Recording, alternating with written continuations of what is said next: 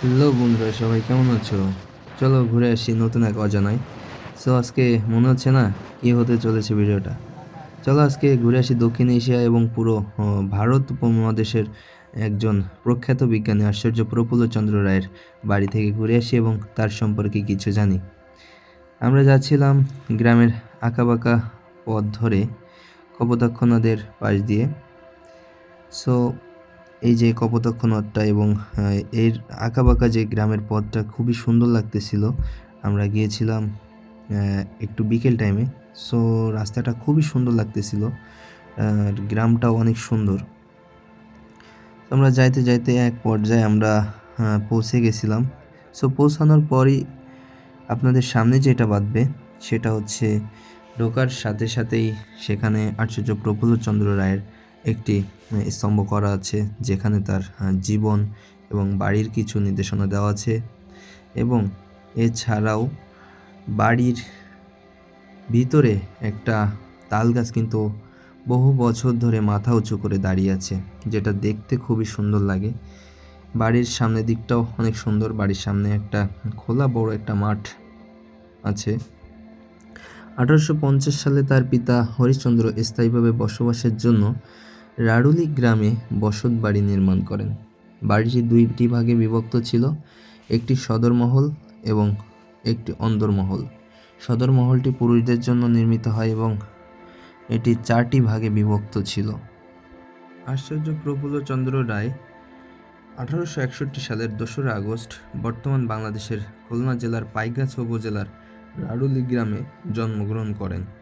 তবে আমরা যাওয়ার পর যেটা দেখতে পাই সেটা হলো বাড়িটি খুবই অযত্নে এবং অনাদরে অবহেলিতভাবে পড়ে আছে। তবে এটির সংস্কার কাজও ইতিমধ্যে শুরু হয়েছে, আমরা দেখেছিলাম সংস্কার কাজও চলছিল। আমরা বেশি কথা না বলে বাড়ির আশপাশটা দেখি এবং তার সম্পর্কে কিছু জানি। চলে যাচ্ছি তার জীবনী সম্পর্কে কিছু তথ্য দেওয়ার জন্য। আচার্য প্রফুল্লচন্দ্র রায় ছিলেন একজন প্রখ্যাত বাঙালি রসায়নবিদ, শিক্ষাবিদ ও শিল্পপতি দার্শনিক, যাকে ভারতের রসায়নবিদ্যার জনকও বলা হয়। তিনি মার্কিউরাস নাইট্রাইট আবিষ্কার এবং ভারতীয় ঔষধ company Bengal chemicals and pharmaceuticals এর প্রতিষ্ঠাতা। তিনি একজন দেশপ্রেমিক সমাজ সংস্কারক এবং সাধারণ জীবনযাপনের জন্য পরিচিত ছিলেন। আমরা দেখেছিলাম বাড়িটির যেদিকে তাকানো হয় সেদিকেই কি বলবো, আর অনেক সুন্দর দেখতে, একটা মনোরম পরিবেশ। আর বাড়িটির সামনে একটি সুন্দর একটি দুর্গা মন্দিরও আছে। তিনি কলকাতার অ্যালবার্ট স্কুল ও প্রেসিডেন্সি কলেজ যে পড়াশোনা শেষ করেন এবং বিএসসি ডিগ্রি অর্জন করেন এবং পিলক্রিস্ট বৃত্তি নিয়ে 1882 সালে স্কটল্যান্ডের এডিনবার্গ বিশ্ববিদ্যালয়ে যান এবং সেখানে তিনি ডিএসসি ডিগ্রি অর্জন করেন। 1896 সালে তিনি মার্কিউরাস নাইট্রাইট HgNO3 আবিষ্কার করেন, যা তাকে বিশ্বব্যাপী পরিচয় করিয়ে দেয়। তিনি প্রথম বাঙালি যিনি গিলক্রাইস্ট থেকে স্কলারশিপ নিয়ে ইংল্যান্ড এর এডিনবার্গ বিশ্ববিদ্যালয়ে অধ্যয়ন করেন। ব্রিটিশ সরকার প্রথমে তাকে সিআইই রাজকীয় খিতাব এবং 1919 সালে সাইট উপাধি দিয়ে সম্মানিত করেন। তবে আমরা বাড়ির ভেতরটা ঘুরেছিলাম, দেখেছিলাম খুবই সুন্দর এবং মনোরম পরিবেশ। ছাদের উপরে কাজ চলতেছিল এবং ওই সময়ের যে বিল্ডিংগুলো যে এত সুন্দর হয়, এটা আর কি বলবো। এটা হচ্ছে দুর্গা মন্দির, যেটা উপর থেকে অনেক সুন্দর দেখা যায়।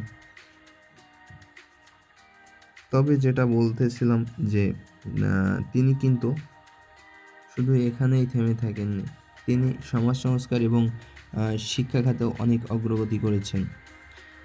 তিনি 1918 সালে বাগেরহাটে একটি কলেজ প্রতিষ্ঠা করেন, যার নাম পিসি কলেজ। এছাড়াও তিনি নারী শিক্ষার অগ্রগতির জন্য সর্বপ্রথম ভারতীয় উপমহাদেশে মায়ের নামে একটি গার্লস স্কুল প্রতিষ্ঠা করেন, যেটি প্রতিষ্ঠা করেন 1850 সালে। পিসি রায় তার জন্মভূমিতে 1909 সালে নিজ গ্রামে কোঅপারেটিভ ব্যাংক প্রতিষ্ঠা করেন। তার আগে তিনি 1903 সালে তার পিতার নামে RKBK হরিশ্চন্দ্র কলেজিয়েট স্কুল নামে একটি কলেজও প্রতিষ্ঠা করেন। তার মাতা ভুবনমোহিনী দেবী এবং পিতা হরিশ্চন্দ্র রায়, তিনি দুজনের নামেই স্কুল এবং কলেজ প্রতিষ্ঠা করেন। তার কর্মজীবন 1889 সাল থেকে কলকাতার প্রেসিডেন্সি কলেজের রসায়নের সহকারী অধ্যাপক হিসেবে কিছু বছর অতিবাহিত করেন। তিনি একজন জনপ্রিয় শিক্ষক ছিলেন। তার ছাত্রদের মধ্যে উল্লেখযোগ্য হলেন মেঘনাদ সাহা ও শান্তি স্বরূপ ভাটনাগর। আশ্চর্য প্রফুল্লচন্দ্র রায় 1944 সালের 16 জুন 82 বছর বয়সে তিনি কলকাতায় মৃত্যুবরণ করেন। আজ হয়তো তিনি আমাদের মাঝে নাই, কিন্তু তার অনেক স্মৃতি আমাদের মাঝে পড়ে আছে। আপনার বাড়ি থেকে বেরিয়েই ডানাতে দেখতে পাবেন একটি বড় পুকুর, এবং আমরা গিয়েছিলাম একটু কলেজের দিকে। কলেজের ভবনগুলো দেখতে পাচ্ছেন। সরকারের তেমন কোনো সুদৃষ্টি না থাকায় কলেজগুলোর অবস্থা মানে খুব বেশি উন্নত হয়নি আর কি।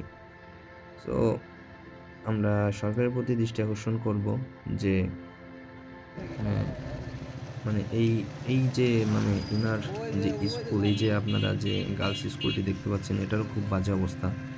সো যেটা আজও মগ্ন অবস্থায় তার সময়কাল অতিবাহিত করতেছে। তবে সরকারি সহযোগিতা পেলে এগুলোর আরও উন্নতি করা সম্ভব, এবং যেহেতু এগুলো আমাদের অস্তিত্ব টিকে রাখার দায়িত্ব আমাদেরই। তো সামনে নতুন ভিডিও আসা পর্যন্ত সবাই ভালো থাকবেন এবং সুস্থ থাকবেন। সে পর্যন্ত সবাই সবার নিজের প্রতি খেয়াল রাখবেন। আজকে এ পর্যন্তই। সবাইকে ধন্যবাদ।